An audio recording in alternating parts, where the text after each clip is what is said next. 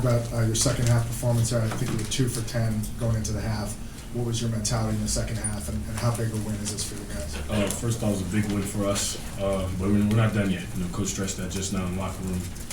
But my teammates did a good job staying with me. Just say shoot the ball.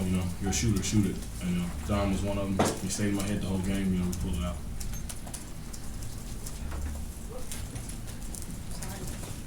Any Questions?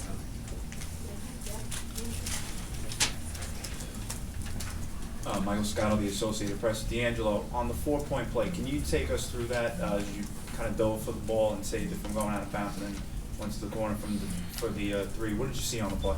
I saw the ball go in the basket, and those kind of plays is St. John's basketball right there. A lot of energy, brought a lot of energy to the game. Big play in the game. We pulled it out. So credit everybody. Team win today. For both players, you're in the first half, you guys just didn't really do much of a job on defense on the perimeter, and then it seemed like you made all the defensive plays into the second half.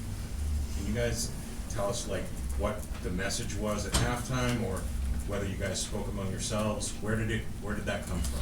It's time for us to grow up. We've been here for 4 years, and I feel that we had a good team this year. So it's time for us to grow up and come together. The first half, we play like little kids, let them get wide open shots. We missed defensive assignments. Second half, we just said it's time to man up, and that's what happened.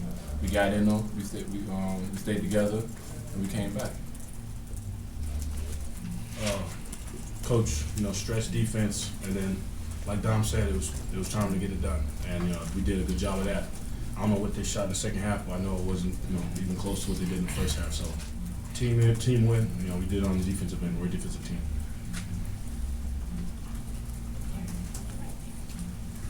For Dom, did you feel like it was just a matter of toughness in the second half, the way you came out and provided energy and made steals and dunks, particularly in that opening stretch?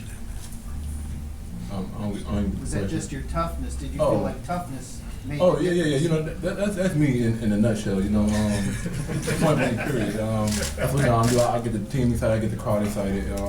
That's my team expect from me, I'm not a 40-point night guy, but I'm just an all-purpose guy. I do what the team needs. Just a question for Coach. No, we're going players first, Okay. please. Yeah, sorry, you said D'Angelo, you're not done yet. Just going into Friday for both you guys, what's your mentality, and you have a chance to maybe play the number 10 team in the country? How big a win could that potentially be?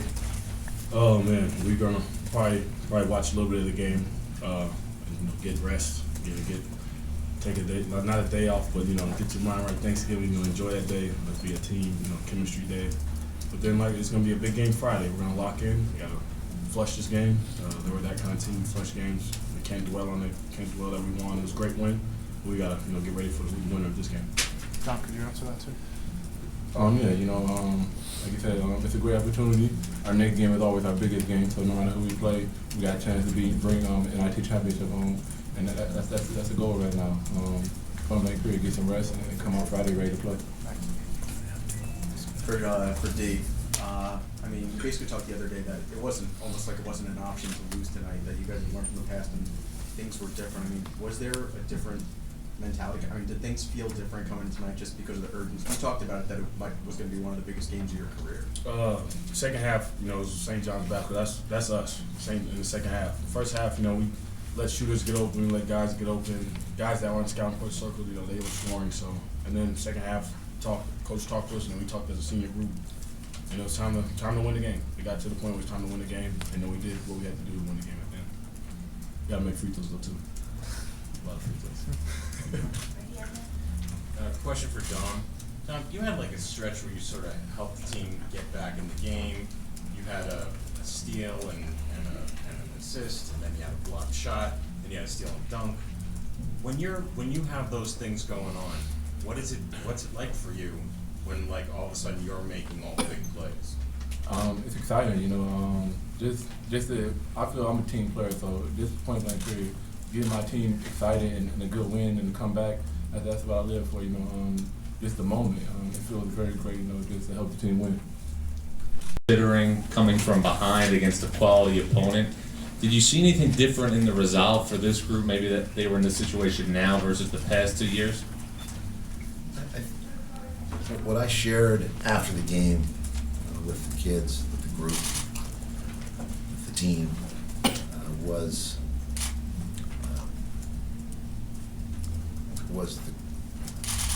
the fact it was clearly a total team victory. Sometimes in coaching we use platitudes or cliches, they call it coach speak, and it's not really accurate. And this was a game. It was a total team victory,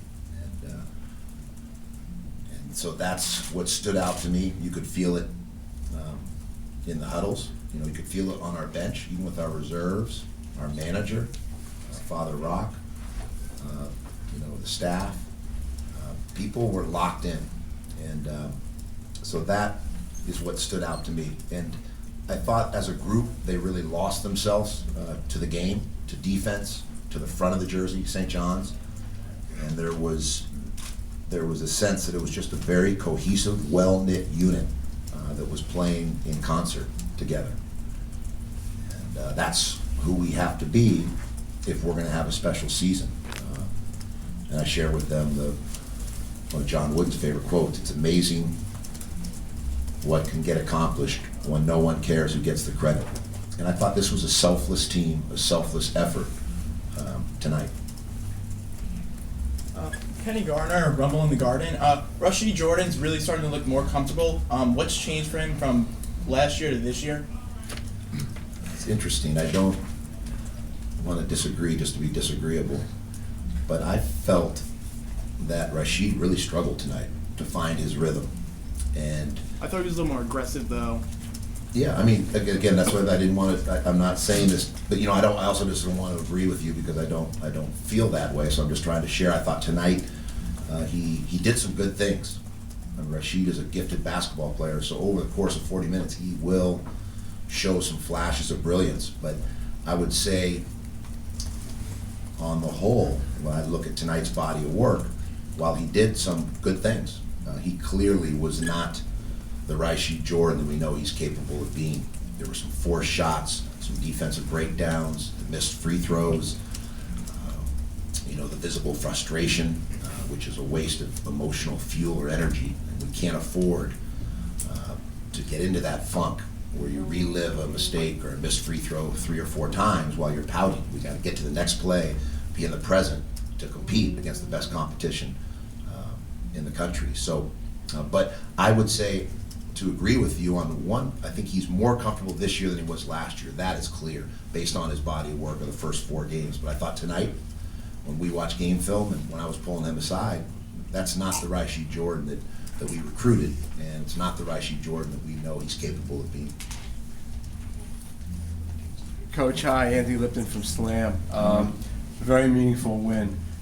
Just tactically, though, first half you go zone. Is that because of their size? Combination. One is we're trying to keep Chris Obekba out of foul trouble. So everything we do, offensively, defensively, and in the foul situation, is with how to keep Chris Obekba out of foul trouble. And so, if we can buy time over the course of the game by playing some zone and having him at the rim, kind of like a goalie in hockey or soccer, and then in the second half, we know if we get to the late stages of the game, we can turn it up, play with all-out aggression, and he has a little more room there. If he commits a foul or two, it's not going to turn the entire game against us, So that's why we like to press and then fall back into that matchup zone. But we weren't alert in our coverages. We had poor shooter awareness, because man or zone, you have to know where the best shooter is, and you do that through communicating and through pointing, both nonverbal and verbal communication. The nonverbal is the pointing, I got ball, and here's the best shooter over here in the corner, and then talking, just verbally, the communication, the glue to defense. So we, in the first half, you know, whether it was zone or man, we were not as alert or as aggressive and on our assignments in terms of knowing where their shooters were. In the second half, you know, we went man the entire half. And also, the zone allows us at times to conserve a little bit of energy because we have a shorter bench. We're trying to develop our 7th, 8th, and 9th man. But those players have to produce in practice to earn minutes in the game. And when they get some minutes in the game, they have to deliver, you know, or we're not going to be able to build out our bench and have the type of depth we want. So tactically, the zone is a way to buy some time, keep Chris O'Beck out of foul trouble, conserve some fuel with this shorter bench. Gotcha, appreciate it. You know, Steve, it's only November, but just in terms of building your resume for where you want to go, how important is this and a chance on Friday to maybe play a top 10 team?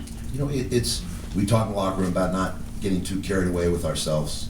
I'm a big believer that you can't, you know, be in the peaks or valleys emotionally, not just in basketball, but in life.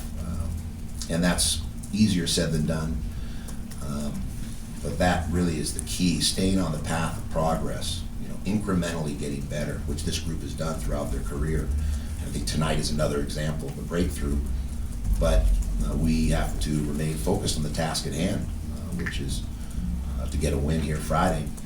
And that would be the first championship for this group in terms of, you know, get some hardware, cut down some nets, bring a championship back to campus in Queens.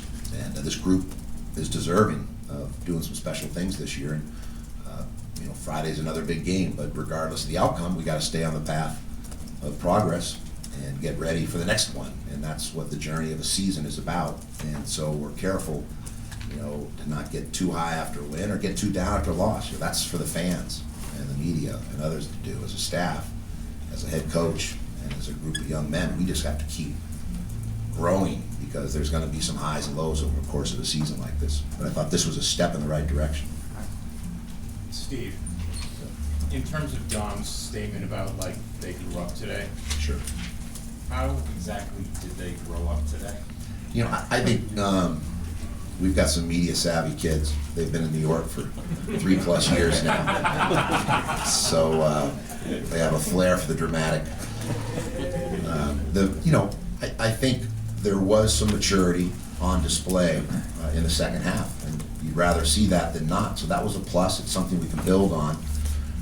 But if we don't come out and play well on Friday, then we'll be in here after the game answering questions about what happened to the maturity, what happened to growing up. You know, so, you know, again, but that's okay, young people. I enjoy my work. I couldn't have better company than this group of players to spend time with. They're really special. But you know, I just think that we played with great effort, and we played together, and we lost ourselves to the cause, the front of the jersey, St. John's, a victory for St. John's. There was no focus on the individual. And when there was, you know, we were able to nip it in the bud, and I think that the kids helped one another to get out of a funk after D'Angelo missed 2 free throws, or you know, something didn't go well for us. I thought their communication with each other to get back into the present and to be focused on the task at hand was the area that I was most impressed with. That and our defense in the second half was smothering. It was stifling. 25% against a good Minnesota team is a really solid half of defense.